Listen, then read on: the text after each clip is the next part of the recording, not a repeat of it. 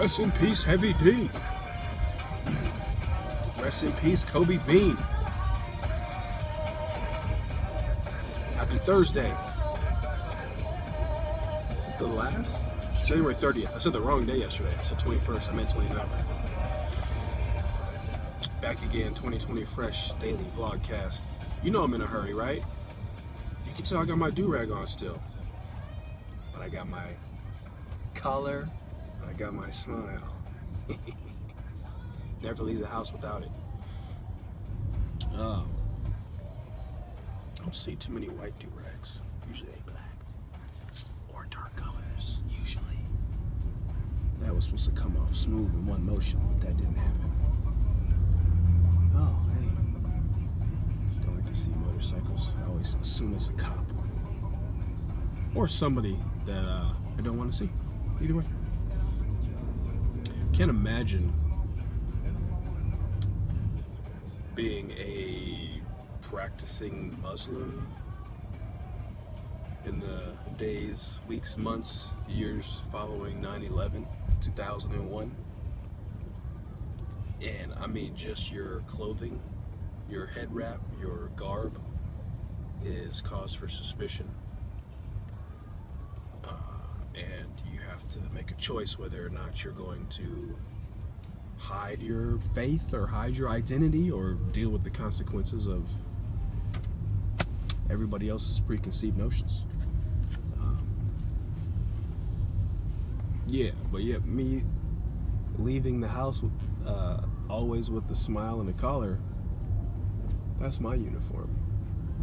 And the do-rag is something that keeps the hair down, right? Keeps the waves in place when they're there. They may be on vacation or hiatus at the moment.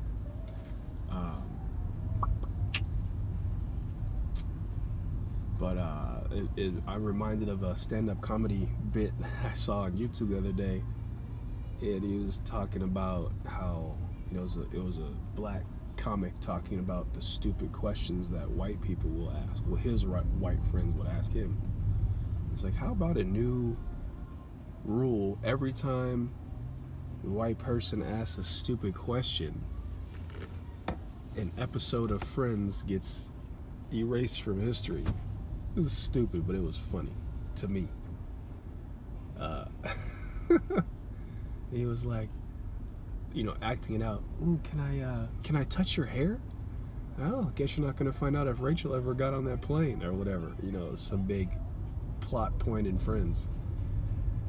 And Friends, if you don't know, that and Seinfeld, the longest running sitcoms, I don't know, most successful, most beloved. Remember, every actor was making $1 million an episode. Remember that? I'm old. And they had one black person as a guest, a feature or whatever, the whole however many years it ran. It was a running joke, observation. Man, didn't talk about the Grammys at all because today's day 5. AK after Kobe. And it was dope how they put in tributes to him.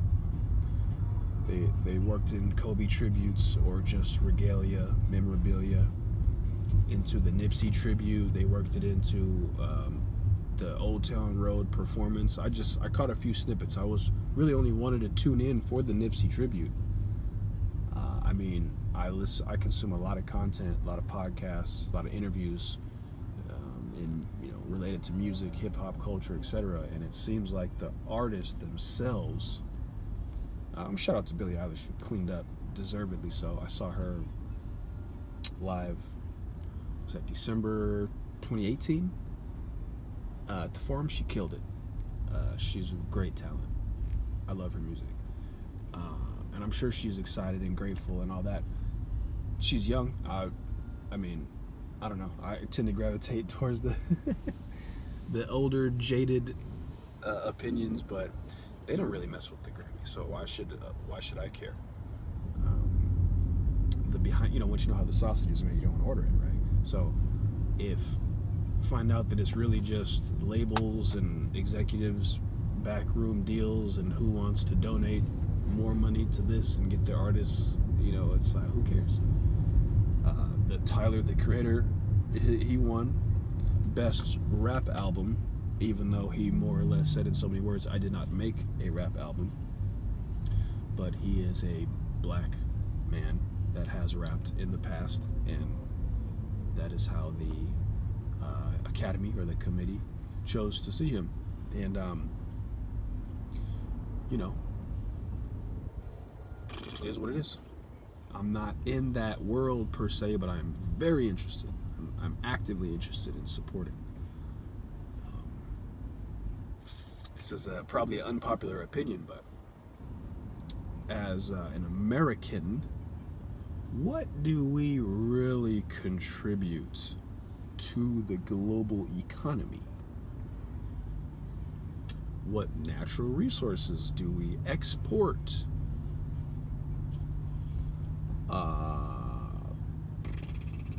Let me know if I'm missing something. But what do we have? We have entertainment,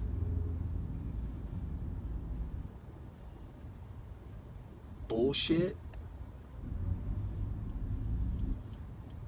culture,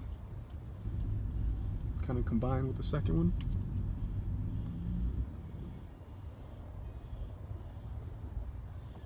So with that in mind, you know, I feel like there's a constant tension between the coasts, right? We'll say LA and New York, et al., and the liberal elite, which produces the vast majority of the content, the entertainment content, versus the conservative, generalizing, of course, the conservative,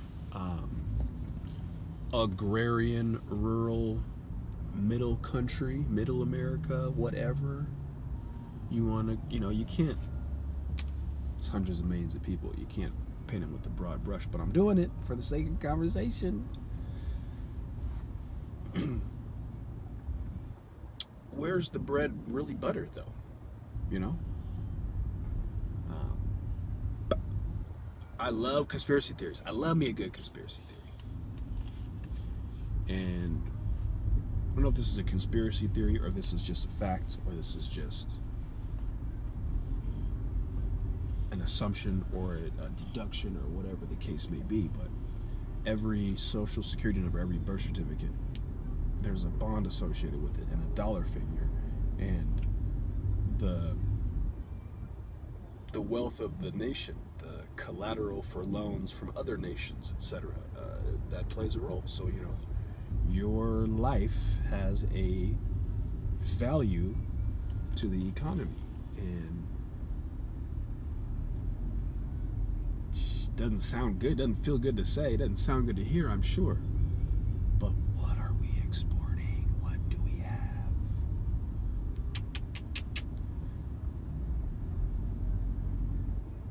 Our oil comes from elsewhere. Our fabrics come from elsewhere. Goods and services. I mean, even the things that say made in the USA, some of them for sure are made elsewhere. And they'll put two parts together here and say, you know, assembled in America. Well, it's made in... No, it wasn't. Stop lying to yourself and to everybody. Stop it. Stop lying to yourself. But we do. We're all lying to ourselves. You have to some degree, for self-preservation. You have to tell yourself that everything's going to be all right, even if you know it's not. We're doing the right thing, even though you may not be. There's a lot of time, and what is a little white lie versus a dangerous lie? I don't know. But I know I made it to Thursday, and this is what I was really looking forward to. Still reeling from the tragic loss. Mamba forever. Cried every day. Sunday, Monday, Tuesday, Wednesday, today. I don't know, man. I don't know. I was never an optimist before I became a parent. I was always viewed as a pessimist, felt like a realist. But I think that if you are a true realist, you're going to come off pessimistic to anybody who is optimistic. Call it cynical, call it jaded, call it whatever you please. I saw Tracy McGrady, who was one of Kobe's, earliest NBA friend, closest rival as far as, age, competitiveness, skill set for a few years before Tracy was injured. And he made this comment, because him and Kobe, I guess they met in high school or before, and they lived together for a while and played AAU ball. But he said, Kobe he told me when he was young that he wanted to die young and be immortalized. And I knew what he meant. I'm sure it was the truth. I'm sure Kobe meant it at the time, or thought he meant it at the time. And Tracy was just, he was hurt, he's raw, he's sharing his heart, he's sharing his memories. And I'm sure that Kobe changed his mind, his opinion, his thought process about that once he had kids. I'm sure of it. The Mamba mentality is flexible, even though it is rigid, I would imagine. Just thinking of all the BS quotes that are going to be attributed to Kobe. But the Mamba mentality is real. And so, they leave you wanting more. There's that treasure, the 27 Club, the artists that died too young, that are immortalized, that are just so much more, I guess, precious in the zeitgeist and the fabric, as opposed to those who lived a full life and just died of old age.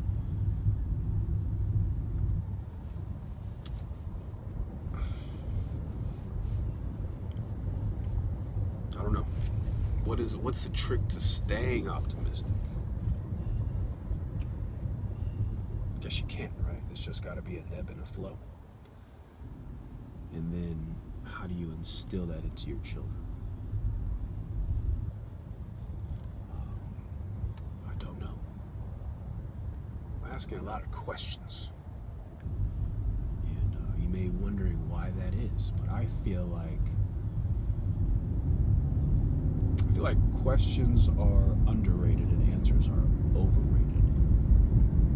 And I think as a seeker of truth, small t and big capital T, I think that people need to reevaluate the questions that they're asking most of the time.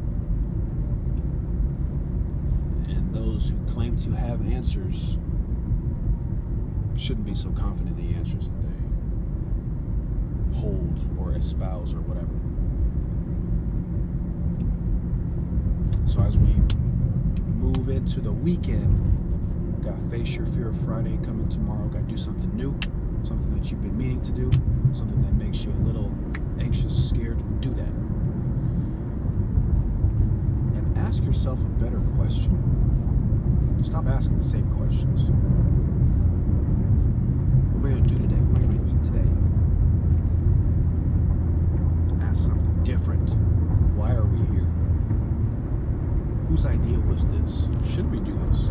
Just because you can doesn't mean you should.